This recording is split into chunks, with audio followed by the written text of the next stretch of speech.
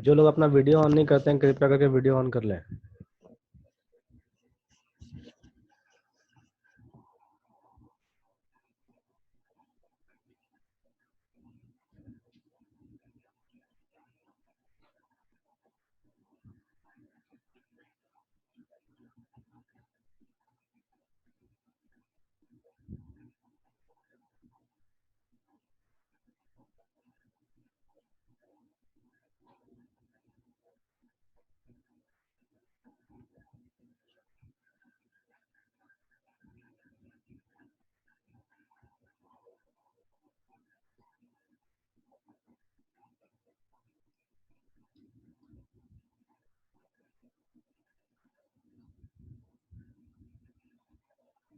तो कल का असाइनमेंट में कुछ क्वेश्चंस रह गया था, ठीक है, वो क्वेश्चन डील करेंगे और फिर आगे चलेंगे क्योंकि आप लोग असाइनमेंट तो जमा करते नहीं है, जो क्वेश्चन दिए क्वेश्चन बनाओगे नहीं जब तक डील किया नहीं जाए, तब बताया नहीं जाए।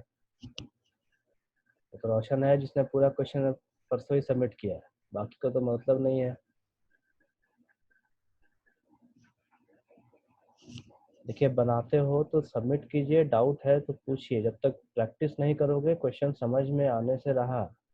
न्यूमेरिकल पोर्शन ऐसा होता है कि आप फटाफट उसको सॉल्व करके मार्क्स उठा सकते हैं। प्रैक्टिस नहीं करोगे तो कुछ नहीं बनने वाला, ठीक है।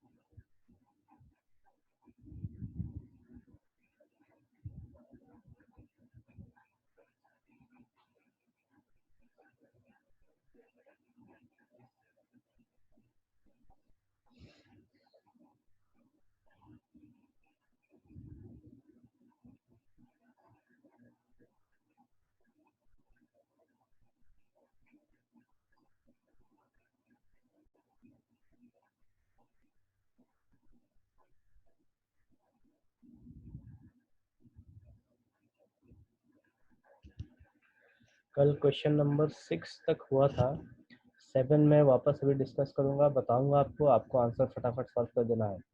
क्वेश्चन 7 देखिए, इन ए कंपाउंड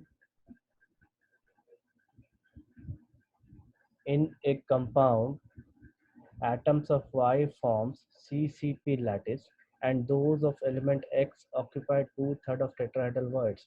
ठीक है, अब देखिए क्वेश्चन में क्या कहता है कि एक कंपाउंड है जिसमें Y जो है, Y आपका लैटिस का फॉर्मेशन कर रहा है, मतलब सॉलिड का फॉर्मेशन कर रहा है, ठीक। और X जो है वो वॉइड्स में जा रहा है, मतलब जो बीच का जो खाली जगह है वहां पे X को हम डाल रहे हैं। इसका मतलब है कि यहाँ पे जो X है, X हमारा कैटायन होगा और जो y है y हमारा एनायन होगा, ठीक है।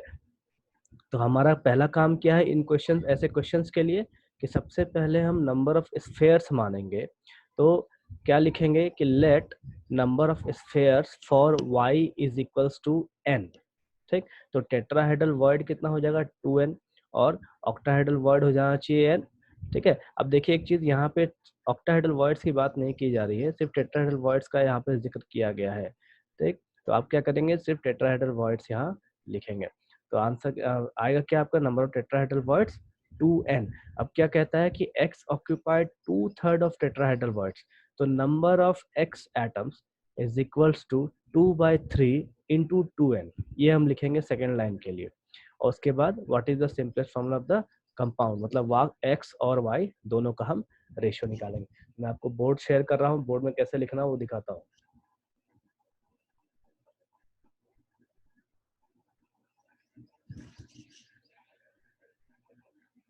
देखिए क्वेश्चन क्या है कि y एटम्स जो है वो आपका CCP स्ट्रक्चर बना रहा है, तो हम कह सकते हैं y is equals to N ion, ये हम अज्यूम कर सकते हैं या कह सकते हैं, ठीक है। देयरफॉर इसमें लिखिए let number of y atoms is equals to n। So tetrahedral void is equals to 12। ठीक, अब क्या लिखेंगे? So number of x atoms is equals to 2 by 3 into 12। फिर क्या आएगा हमारा मेन जो आंसर आना चाहिए? तो x इज टू क्या निकालना है हमको? x इज टू y निकालना है। ये देखिए, ये तीन ऊपर का जो लाइन है कि हमने y को n मान लिया, टेट्राहेड्रल वॉइड हमारा 2n हो जाएगा, मतलब जितना स्फेयर होगा हमारा उतना ही हमारा उससे डबल टेट्राहेड्रल वॉइड होना चाहिए। ठीक है, तो ये दोनों हमने मान लिया। अब क्या दे रखा है कि इस टेट्राहेड्रल वॉइड का 2/3 हिस्सा जो है वो x एटम ने घेर रखा है, तो हमने इसको भी मान लिया 2/3 हिस्सा। अब हमको दोनों का रेशियो निकालना। चलिए फटाफट आंसर बताइए।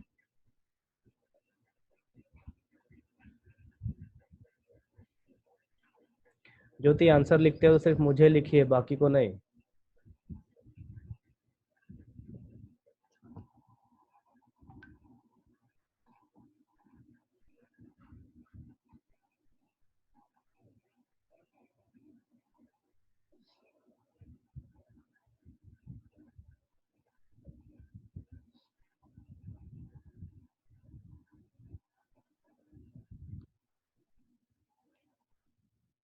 बाकी लोग का आंसर?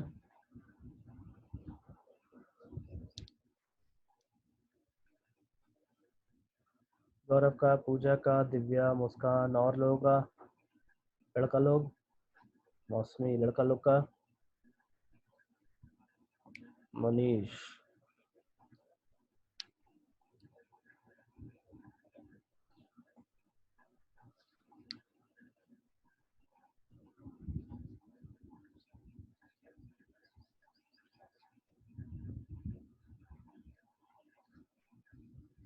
और बाकी लड़का लोग? शशिकांत, ऋषिकेश, सूरज, विपुल, कुंदन,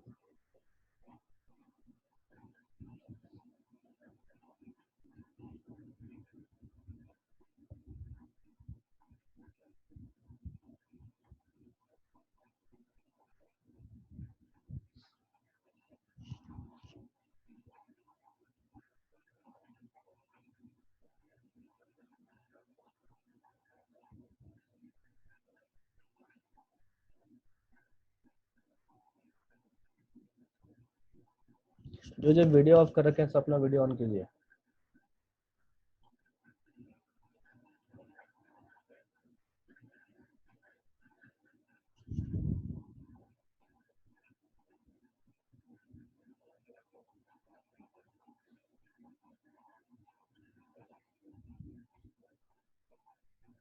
हो गया, सबका आंसर आया?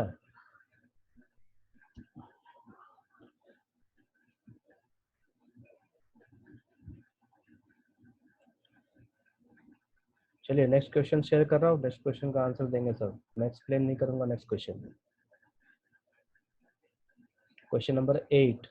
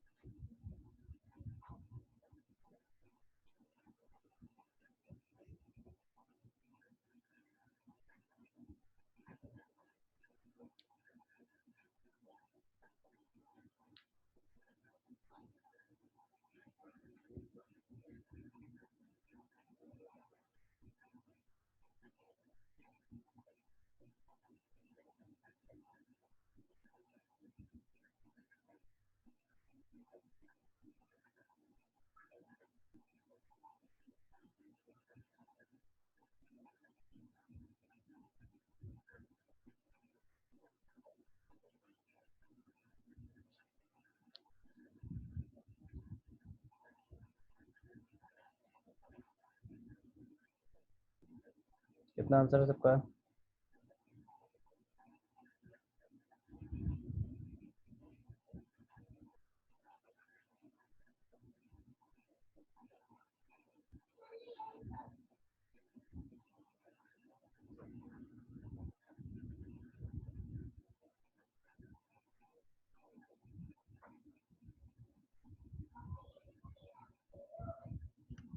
आंसर आया विपुल। शशिकांत, कोऑर्डिनेशन नंबर निकालना है।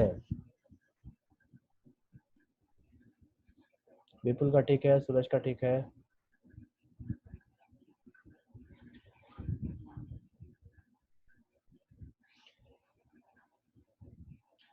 R plus by R minus radius ratio अगर आपने निकाल लिया है तो रेडियस रेशियो वो वैल्यू किस में आता है वो बताइए, तो उस हिसाब से कोऑर्डिनेशन नंबर कौन सा होगा वो बताइए। ठीक है। अभी सिमरन का भी ठीक है।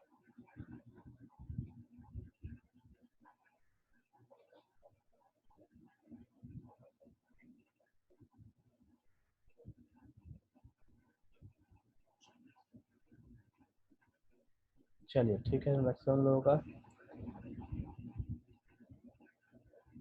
उसका। चलो मैं नेक्स्ट क्वेश्चन शेयर कर रहा हूँ, फटाफट सॉल्व कीजिए इसको। मनीला 6.82, ये कौन सा कोऑर्डिनेशन नंबर होता है? आपका रेडियस रेशियो 0.44 आना चाहिए, ठीक है, आया होगा या उसका फिर कोऑर्डिनेशन नंबर देखिए। 6.44 सॉरी 0.44 आपका 6 कोऑर्डिनेशन नंबर देता है। देखो एक चीज और है, एक चीज और बताओ, ध्यान से सुनिए। आपको क्वेश्चन दिखा रहा हूँ, क्वेश्चन को ढंग से देखिए। क्वेश्चन में क्या कहता है, 8वां नंबर को ढंग से देखो। इसमें कहता क्या है, एक कंपाउंड है या मॉलिक्यूल कह लीजिए जिसमें ए प्लस और बी माइनस टाइप का एक कैटायन और एनायन है, मतलब ए बी टाइप का कंपाउंड है। ठीक, अभी ए बी टाइप का कंपाउंड ठीक NaCl के जैसा ही होता है, जैसा NaCl वैसा ही ए बी टाइप का कंपाउंड हमको देखने को मिलता है। तो NaCl का जो कोऑर्डिनेशन नंबर है वो उनको पता है कि 6 होता है, तो उस हिसाब से हम डायरेक्टली भी इसको कर सकते हैं कि ए बी का जो कोऑर्डिनेशन नंबर होगा वो हमारा 6 होना चाहिए। क्वेश्चन कई बार इस टाइप से भी पूछता है, ऑब्जेक्टिव में अगर क्वेश्चन अगर आता है तो आप इसको डायरेक्टली 6 भी लिख सकते हैं। ओके, तो आप एक काम कर सकते हैं, जहाँ आपने ये क्वेश्चन सॉल्व कर रखा है वहाँ पे एक शॉर्ट नोट करके लिख लीजिए। शॉर्ट नोट लिखा रहा हूँ, लिख लीजिए। Since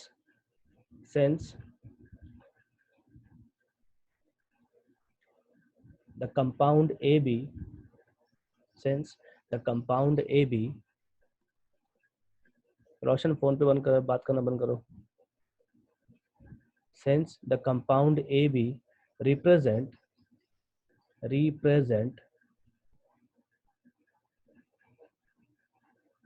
NaCl type structure,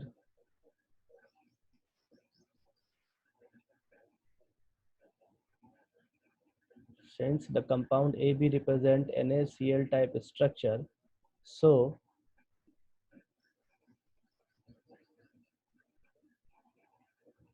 it has a coordination number of 6.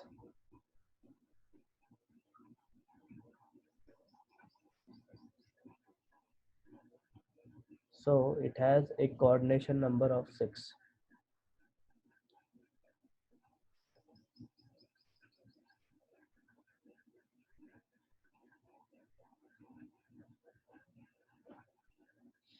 ठीक है, अब नेक्स्ट क्वेश्चन देखते हैं।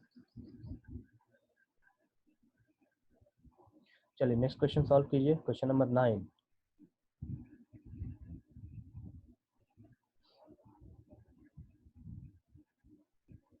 क्वेश्चन नंबर 9 है, a solid AB has NaCl structure. If the radius of the cation A plus is 170 pm, calculate the maximum possible value of the radius of the anion B minus. अब एक चीज बताइए सब, radius जो maximum radius निकालेंगे उसमें हम कौन सा वैल्यू लेंगे?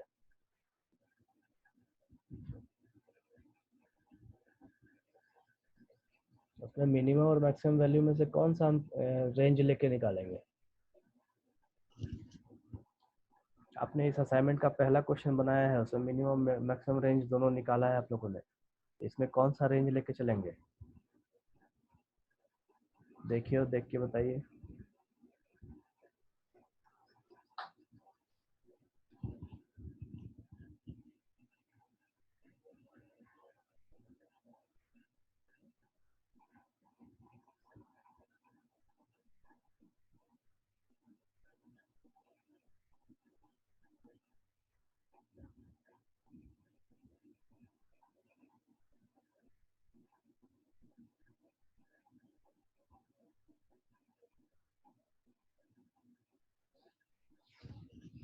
सबने दोनों रेंज लिख दिया, गौरव का ठीक है। विपुल दोनों रेंज लिखे, उसमें से एक रेंज होगा। विपुल, सूरज। रेंज आएगा आपका 0.414 वाला। लोवेस्ट वैल्यू जो है वो आपको मैक्सिमम पॉसिबल वैल्यू देगा एन आयन का। तो R plus divided by R minus is equal to 0.414 लेके बनाना है, तब जाके आपको मैक्सिमम वैल्यू मिलेगा।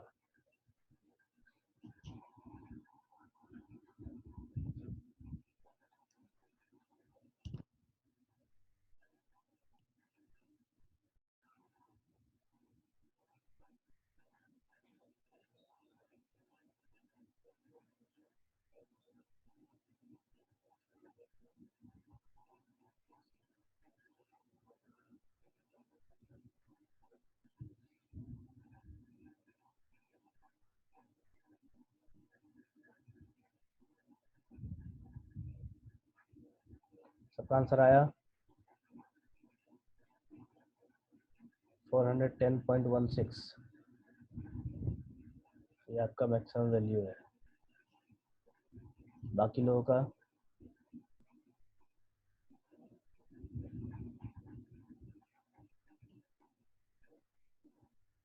बाकी सबका फटाफट कीजिए, फटाफट खत्म कीजिए।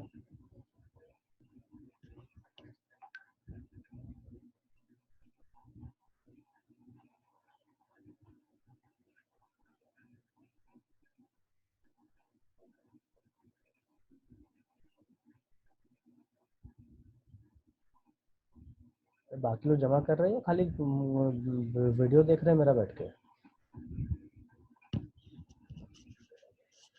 ऐसा तो नहीं ना कि लेक्चर अच्छा होता है वीडियो देखने में, बस बैठ के वीडियो देख रहे हैं? फटाफट सॉल्व करके आंसर दीजिए, फिर आगे बढ़ेंगे।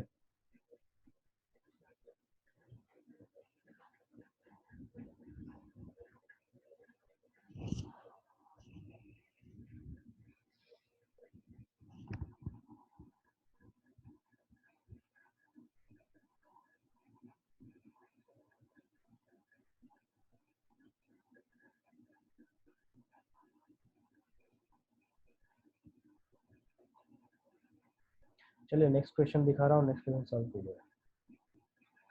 Question number 10। A solid AB has NaCl type structure.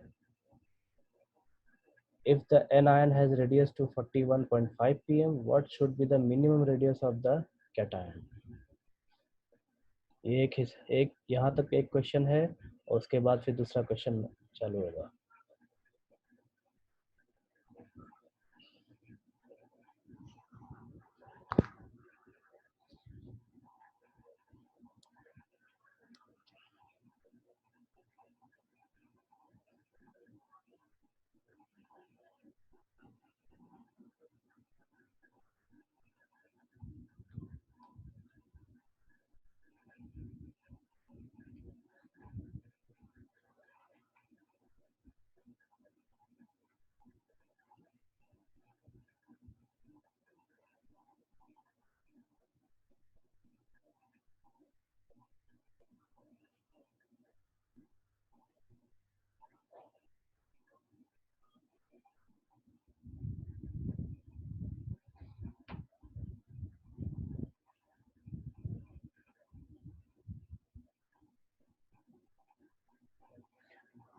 मौसमी आंसर चेक कीजिए अपना।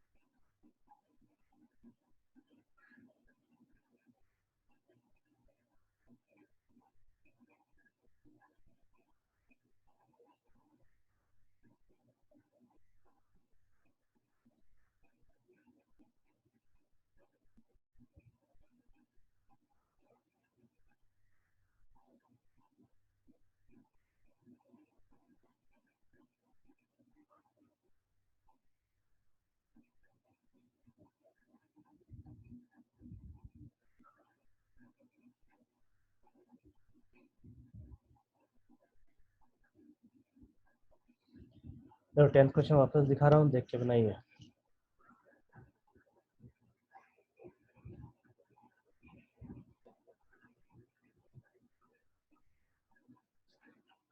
आपको सबसे पहले कैटायन का रेडियस निकालना है।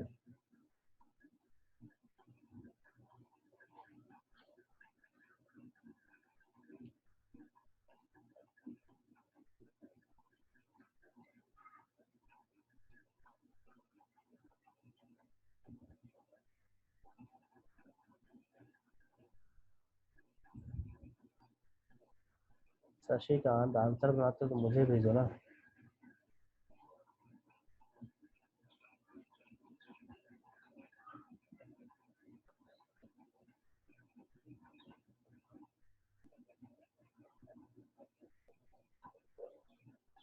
टेंथ का मैं आंसर शेयर कर रहा हूँ सबको, आंसर मैच कीजिए फटाफट।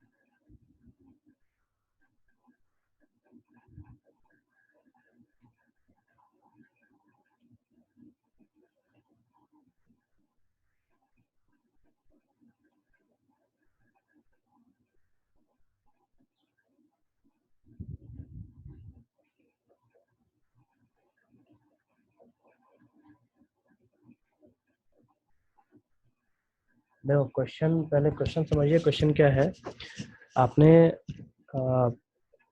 कैटायन का रेडियस निकाल लिया 100 pm, ठीक है। अभी कहता क्या है कि जो उस ए बी क्रिस्टल है, ए बी क्रिस्टल में जो टेट्राहेड्रल होल बन रहा है, उस टेट्राहेड्रल होल में क्या हम एक ऐसा आयन डाल सकते हैं जिसका रेडियस 50 pm हो, ठीक है। तो आपको करना क्या होगा कि अगर 50 pm का रेडियस वाला कोई आयन उसमें अगर बैठना चाहिए, तो उसका जो रेडियस है उस 50 pm से ज्यादा होना चाहिए। तो आपको यही प्रूव करना है इस क्वेश्चन में, सेकंड पार्ट में, कि जो रेडियस है टेट्राहेड्रल होल का वो 50 pm से ज्यादा है। 50 pm से ज्यादा है मतलब टेट्राहेड्रल वर्ड के लिए दो रेंज दिया गया, एक मैक्सिमम और एक मिनिमम। तो जो हम सी प्लस को बिठाएंगे, वो सी प्लस हमारे मिनिमम रेडियस के अंदर बैठना चाहिए, तभी तो उसमें बैठेगा। अगर मैक्सिमम लेके चलेंगे तो मैक्सिमम तो बैठ ही जाएगा, लेकिन हमको मिनिमम रेंज भी चेक करना है। तो मिनिमम रेंज लेके ही चलेंगे और ये बताएंगे कि मिनिमम रेंज से जो होल का जो रेडियस आएगा, वो रेडियस उस सी वाले रेडियस से ज्यादा है, ठीक है। तो उसी चीज को यहाँ लास्ट लाइन में लिखा गया है। देखिए लास्ट लाइन में क्या लिखा हुआ है, सेकंड लास्ट में क्या है, रेडियस ऑफ टेट्राहेड्रल होल। तो ये जो रेंज है आर माइनस जो है हमारे पास, जो क्वेश्चन में आर माइनस दे रखा है हमको एन आयन का रेडियस, ये मल्टीप्लाई किए इसके रेंज से, मिनिमम रेंज के लिए, ठीक है, 0.225 के रेंज से, ताकि ये जो लास्ट वाला जो सी प्लस है जिसका रेडियस 50 pm है, ये इस वाले होल में बैठ सके। क्योंकि 50 pm 54 pm से कम होता है, तो इस टेट्राहेड्रल होल में हम सी टाइप के आयंस को आराम से बिठा सकते हैं। और यही चीज हमारा लास्ट क्वेश्चन कहता है कि टेट्राहेड्रल होल का वो रेडियस निकालिए जिसमें हम 50 पीएम रेडियस वाला एक C प्लस आयन को हम बिठा सकते हैं। ये आंसर मैं पूरा असाइनमेंट का आंसर मैं शेयर कर दूंगा क्लास के बाद।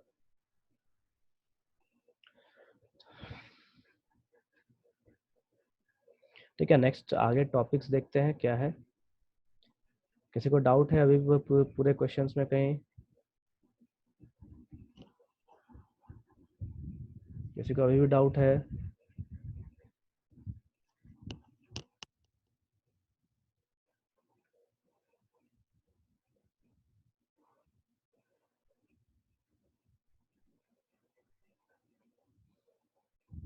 हाँ सिमरन,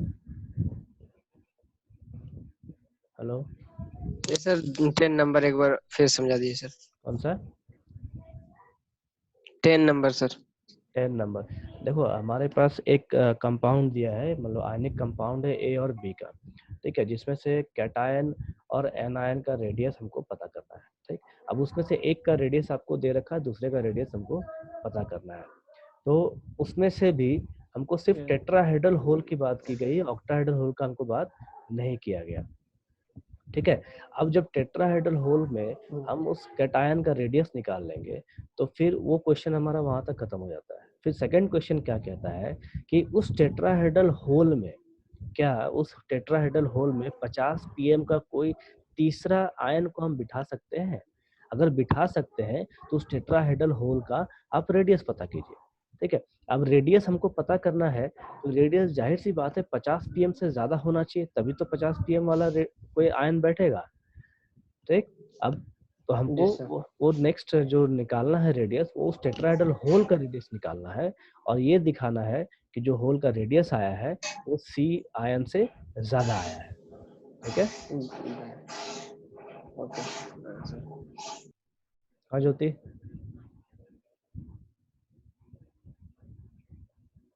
हेलो,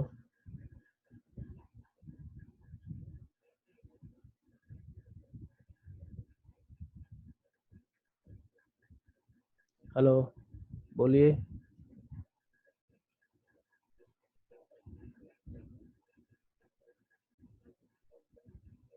ज्योति, बोलिए।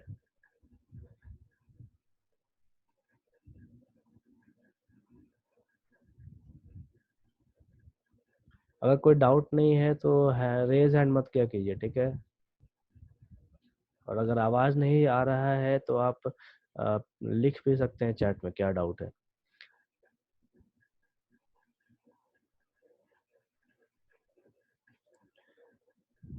पूजा रेंज मैंने दे रखा है टेबल में, टेट्राहेड्रल होल का रेंज, ऑक्टाहेड्रल होल का रेंज, सबका रेंज दे रखा है।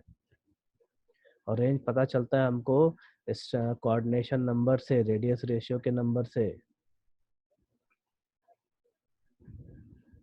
चलिए आगे का टॉपिक देखते हैं। आगे इन इम्परफेक्शंस इन सॉलिड पढ़ना है हमको। इम्परफेक्शन सॉलिड कहने का मतलब है कि सॉलिड्स में क्या क्या डिफेक्ट्स आते हैं। ठीक, या तो डिफेक्ट्स अपने आप हो सकता है या फिर मैन मेड हो सकते हैं। मैन मेड कहने का मतलब है कि उसको हम लोग खुद से बनाते हैं। जैसे आपके घर में बहुत सारी चीजें हैं जो आप आर्टिफिशियल कहते हो उसको, खासकर आप एक एग्जांपल ले लीजिए अलॉयज का। तो अलॉयज आप देखते हैं कि भाई उस अलॉयज में स्टेनलेस स्टील में बहुत सारी चीज़ें होती है, सिर्फ स्टील नहीं होता उसमें, कार्बन भी, कुछ कुछ कार्बन डाला जाता है। देन बहुत सारे अलॉयज हैं ब्रॉन्ज के, ब्रास के, उसमें अलग अलग चीज एलिमेंट्स डाले जाते हैं ताकि उनका स्ट्रेंथ बढ़ाया जा सके। ठीक है, तो इनको एक तरह से हम डिफेक्ट्स में डालते हैं कि डिफेक्ट्स इन सॉलिड्स या फिर इम्परफेक्शंस इन सॉलिड्स। अभी इम्परफेक्शंस इन सॉलिड का जनरल मीनिंग है कि जो सॉलिड का एक्चुअल स्ट्रक्चर है उस स्ट्रक्चर को बिगाड़ना, और बिगाड़ने के बाद कुछ इम्प्यूरिटी डालना या फिर कुछ ऐसे एलिमेंट्स डालना जिससे उस सॉलिड की स्ट्रेंथ बढ़ाई जा सके, प्रॉपर्टी बढ़ाई जा सके। ठीक है, तो यही सारी चीजें हम पढ़ेंगे कि किस टाइप के इम्परफेक्शंस होते हैं, किस टाइप के डिफेक्ट्स होते हैं सॉलिड्स में।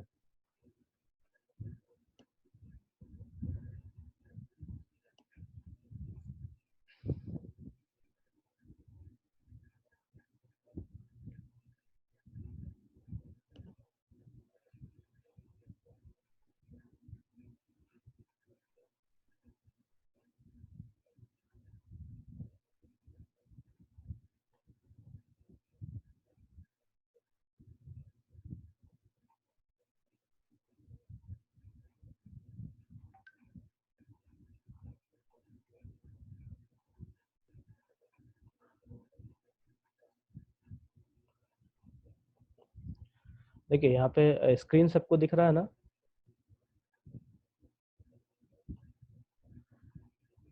किसको स्क्रीन नहीं दिख रहा? अगर नहीं दिख रहा तो आप नो लिख सकते हैं ताकि मैं वापस से करूं, क्योंकि कई बार होता है स्क्रीन दिखता नहीं है। चलिए मैं फिर से ये करते हैं।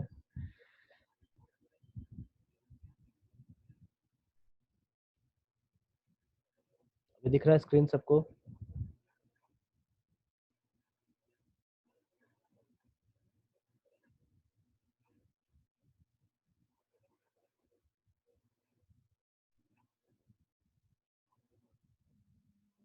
अभी भी नहीं दिख रहा?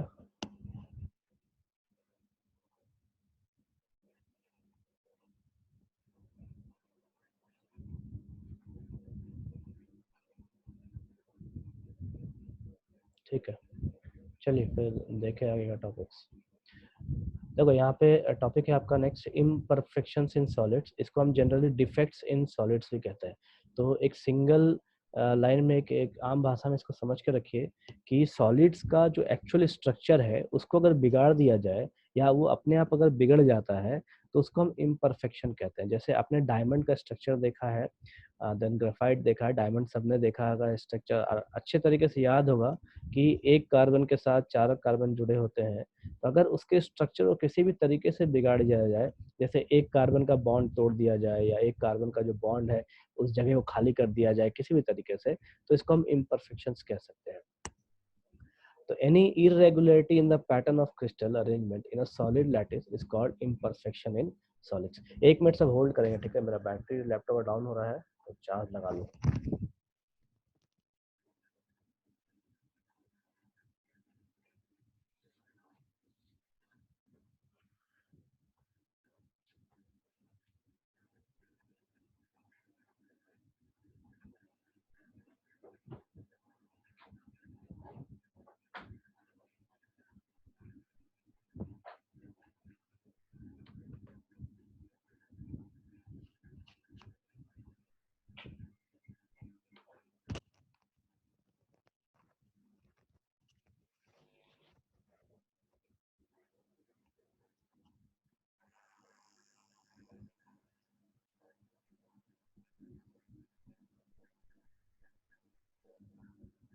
एक डेफिनेशन क्या कहता है? Any irregularity in the pattern of crystal arrangement in A solid lattice is called imperfection in solid. मतलब कोई भी इरेगुलरिटी आ जाए, मतलब कोई भी बॉन्ड या कोई भी एटम का जगह का पोजीशन बदल जाए या कुछ भी हो जाए तो उसको हम इम्परफेक्शन कहते हैं। देन परफेक्ट और ideal crystal occurs at absolute zero और जीरो केल्विन। ठीक है, 0 केल्विन का जो टेम्परेचर है उस टाइम परफेक्ट या फिर आइडियल क्रिस्टल अकर करता है, मतलब मिलता है हमको या पाया जाता है। नहीं तो वो पाया नहीं जाता, कुछ ना कुछ डिफेक्ट्स उसमें होना स्वाभाविक है। At this temperature the solid has zero entropy. देखो एंट्रोपी यहाँ जिक्र हुआ है, मैं एक बार एक्सप्लेन कर दे रहा हूँ। एंट्रोपी हम लोग 11th में ही पढ़े हैं थर्मोडायनेमिक्स में। एंट्रोपी जो है ये रैंडमनेस को बताता है। रैंडमनेस कहने का मतलब है कि किसी भी मॉलिक्यूल, किसी भी सॉलिड्स में जो एटम्स है वो एटम्स अपनी जगह से कितना ज्यादा इधर उधर मतलब मिसप्लेस्ड है या कितना ज्यादा इधर उधर जगह से वो हटे हुए हैं। ठीक है, या आप यूं कहिए तो आपको एक एग्जांपल मैंने बताया था बहुत पहले, एक सूटकेस का एग्जांपल दिया था कि अगर आप सूटकेस में कपड़े पैक करते हैं तो या तो आप उसको अच्छे से समेट के रखेंगे या जैसे तैसे डाल देंगे। ठीक है, जब उसको समेट के रखते हैं तो समझ लीजिए कि वो हमारा एक सॉलिड है जिसका सारा एटम्स अरेंज है जगह पे, और अगर उसको आप जैसे तैसे करके कपड़े को डाल दीजिए उस सूटकेस में तो हम कहेंगे कि उसका उस सॉलिड्स का या उस सूटकेस का एंट्रोपी बढ़ा हुआ है। तो एंट्रोपी जो है वो एक सिंगल लाइन में कहते हैं randomness of the atoms molecules और आयंस। रैंडमनेस का मतलब है कि वो अपनी जगह पे ना होके इधर उधर पे वो भटकता रहेगा। देन जो इम्परफेक्शन है या डिफेक्ट्स है वो 2 तरीके का होता है। सबसे पहला पॉइंट डिफेक्ट्स और दूसरा है लाइन डिफेक्ट्स। पॉइंट डिफेक्ट्स कहने का मतलब है अगर एटम अपनी जगह से हट चुका है तो उसको हम पॉइंट डिफेक्ट्स कहेंगे। और लाइन डिफेक्ट का मतलब है कि पूरा का पूरा एक लाइन का एटम ही गायब हो जाना चाहिए, उसको हम लाइन डिफेक्ट्स कहते हैं। मतलब एक जगह से ना होकर के पूरा का पूरा ऊपर से नीचे तक या दाएं से बाएं या बाएं से दाएं सभी का सभी एटम्स गायब होना चाहिए, उसको हम लाइन डिफेक्ट्स कहेंगे। ठीक, सबसे पहले पॉइंट डिफेक्ट डील करते हैं। तो point defects, this is a type of irregularities or imperfection from ideal arrangement around a point or an atom in a crystalline solid। अब देखिए पॉइंट डिफेक्ट का मैंने यहाँ एग्जांपल दिखा रखा है। देखिए ये आपका परफेक्ट क्रिस्टल है जहाँ पे सभी एटम्स इस तरीके से अरेंज है एक रेगुलर पैटर्न में, और जो डिफेक्ट है पॉइंट डिफेक्ट, यहाँ 20 से एक एटम गायब है। ठीक है, तो इसको हम पॉइंट डिफेक्ट कहते हैं, मतलब 20 से या कहीं से भी एक एटम हमारा गायब होगा। अभी types of point defects, point defects दो तरीके के होते हैं, सॉरी दो नहीं तीन तरीके के होते हैं। उसमें से सबसे पहला है स्टाइकायोमेट्रिक डिफेक्ट। स्टाइकायोमेट्रिक डिफेक्ट जो है ये बेसिकली इसके स्ट्रक्चर से डील करता है। स्ट्रक्चर कहने का मतलब है कि इस डिफेक्ट में जो स्ट्रक्चर है, जो इसका जो अरेंजमेंट है उसके ऊपर ही ये डील करता है। ये नॉन आयनिक कंपाउंड्स के लिए दिया जाता है। ठीक है, वैके स्टाइकायोमेट्रिक डिफेक्ट्स जो है ये, इसमें कुछ ऐसे डिफेक्ट्स हैं जो नॉन आयनिक कंपाउंड्स के लिए होते हैं और कुछ ऐसे डिफेक्ट्स हैं जो आयनिक कंपाउंड्स के लिए भी यूज किया जाता है। ठीक है, तो सबसे पहला जो डिफेक्ट है दैट इज वैकेंसी डिफेक्ट। और वैकेंसी डिफेक्ट है ये आपका नॉन आयनिक कंपाउंड्स के लिए, वैसे कंपाउंड्स या मॉलिक्यूल्स जो आयनिक नहीं होते, जिसमें पॉजिटिव और नेगेटिव चार्ज नहीं होता है। तो उसका ये आपको फिगर का एग्जांपल है, ये परफेक्ट क्रिस्टल है और ये बीच का एक एटम गायब करके दिखाया गया है कि यहाँ पे ये पॉइंट डिफेक्ट है। वैकेंसी डिफेक्ट कहते हैं इस पॉइंट डिफेक्ट को। वैकेंसी का मतलब है कि इस एरिया का जो जगह है ये खाली हो जाता है। तो कहता क्या है, when some of the lattice point, यहाँ लैटिस पॉइंट या साइट्स की जब हम बात करें तो लैटिस पॉइंट कहने का मतलब है कि एटम्स की बात हो रही है, एटम्स के पोजीशन की बात हो रही है कि एटम कहाँ पे था और कहाँ से गायब हुआ है। तो when some of the lattice point और sites are vacant is known as vacancy defect. तो यहाँ पे जो ये जगह खाली है तो ऐसे चीज, ऐसे खाली जगह को हम कहेंगे वैकेंसी डिफेक्ट हो रखा है। तो this type of defect arises due to heating up of crystal solid which decreases the density of the crystal। ये कब होता है ऐसा डिफेक्ट, तो जब हम इसको हीट करेंगे, तो हीट करने से क्या होता है कि कोई ना कोई एटम्स अपनी जगह को छोड़ के निकल जाता है और उस कंडीशन में इसकी डेंसिटी कम हो जाती है। क्यों? क्योंकि ये जो एरिया है ये एरिया खाली हो गया है, तो यहाँ पे जो एटम था इस एटम का मास घट जाएगा, उसकी वजह से इसका डेंसिटी घट जाना चाहिए। Then examples है इसके, during solidification due to vibration of atoms।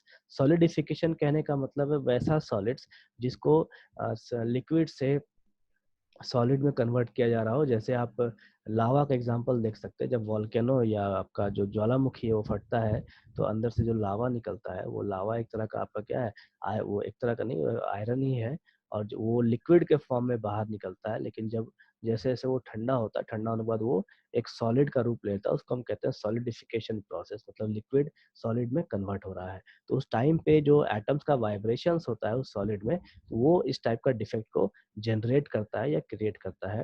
Then local rearrangement of atoms, जब हम किसी भी सॉलिड्स को हीट करते हैं या कुछ नया शेप देने के प्रयास करते हैं तो उस टाइम पे एटम्स अपने आप को अरेंज करते हैं और अरेंजमेंट के वक्त उसका इस टाइप का डिफेक्ट क्रिएट होता है।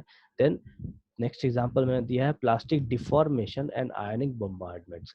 प्लास्टिक डिफॉर्मेशन का मतलब क्या है कि प्लास्टिक के बॉटल्स आप देखो वो क्रश वगैरह किए जाते हैं, मतलब तोड़े जाते हैं, उनको दबाया जाता है, उसको हम डिफॉर्मेशन प्रोसेस कहते हैं। देन आयनिक बॉम्बार्डमेंट्स, बीच बीच में मैसेज मत करते रहिए। यस सर का क्या मतलब है, यस यस सर क्या है ये सब, ठीक है। ये आयनिक बम्बार्डमेंट्स क्या है, न्यूक्लियर रिएक्शंस हमने देखा है, न्यूक्लियर फिजन और फ्यूजन रिएक्शंस हम पढ़ते हैं, उसमें से भी जो न्यूक्लियर रिएक्शंस हमारे पावर प्लांट्स में चलता है, तो वहाँ पे आयनिक बम्बार्डमेंट्स करने का मतलब है वो जो यूरेनियम वगैरह है जो वहाँ पे यूज करते हैं, तो उनको इनिशिएट करने के लिए, उनका रिएक्शन करने के लिए ये बम्बार्डमेंट्स किए जाते हैं। तो उस केस में भी इस टाइप के डिफेक्ट्स क्रिएट होते हैं। देन सेकंड है आपका इंटरस्टिशियल डिफेक्ट। इंटरस्टिशियल का मतलब होता है बीच का जगह को घेर लेना। ठीक है, अभी इसमें कैसा है, देखिए ये आपका एक परफेक्ट क्रिस्टल का डायग्राम है या ड्राइंग है, उसके बाद इंटरस्टिशियल डिफेक्ट का ये ड्राइंग। अभी बहुत सारे अलॉयज हैं जिसमें हम क्या करते हैं कि एक मेटल में दूसरे एलिमेंट को डालते हैं, मेटल में मेटल को डालना या मेटल में नॉन मेटल को डालना, तो इन सब के डिफेक्ट्स को हम इंटरस्टिशियल डिफेक्ट्स में डालते हैं। जैसे यहाँ पे देखिए बीच में एक ऑरेंज कलर का एटम दिखाया गया है, तो सपोज कीजिए यहाँ पे अगर कोई एक अलग एलिमेंट है या हम स्टेनलेस स्टील की बात करें अगर, तो उस केस में यहाँ पे अगर कुछ और डाल दिया जाए, कार्बन का कंटेंट डाल दिया जाए या मोलिब्डेनम का कंटेंट डाल दिया जाए, तो वो इस जगह को ले लेता है, इस जगह को ऑक्यूपाई करता है, जिस वजह से हम कहते हैं क्या ये इंटरस्टिशियल डिफेक्ट दिखा रहा है हमको। इंटरस्टिशियल का मतलब होता है कि जगह खाली नहीं होगा, लेकिन यहाँ पे एक एक्स्ट्रा एटम आके बैठ जाएगा, और इस एक्स्ट्रा एटम के वजह से क्या होता है कि ये आपका डेंसिटी बढ़ा देता है उस मटेरियल की। याद रखिए, ये आपके डेंसिटी को बढ़ा देता है। तो when some constituent particles, atoms और molecule occupy an interstitial site, it is known as interstitial defect. मतलब कोई इंटरस्टिशियल, ध्यान रखिए ये जो बीच का एरिया है, ये जो एरिया है इसको हम इंटरस्टिशियल साइट कहते हैं, और यहाँ पे अगर कोई एक्स्ट्रा एटम आके बैठ जाए तो उनको हम कहेंगे इंटरस्टिशियल डिफेक्ट। इनके जो एग्जाम्पल क्या है, alloys, then hydrogen in palladium, ये दो एग्जाम्पल है जिसमें ज़्यादातर पूछे जाते हैं या यूज़ किए जाते हैं। तो सबसे पहला अलॉयज है जो हम जनरली देखते हैं अपने घरों में या मार्केट्स में, और पैलेडियम में अगर हाइड्रोजन को डाल दिया जाए इस टाइप से तो उसको हम कहते हैं इंटरस्टिशियल डिफेक्ट। ठीक है, ये आप पढ़ेंगे वापस से, आपका वीडियो कट जाएगा, ठीक है, ऑलरेडी 40 मिनट्स हो गया है, तो इसको आपको पढ़ना है। चैप्टर देखिए, अब चैप्टर में बहुत कुछ बचा नहीं है, और हो सकता है संडे के बाद, इस संडे को या इस संडे के बाद आपका टेस्ट भी हो,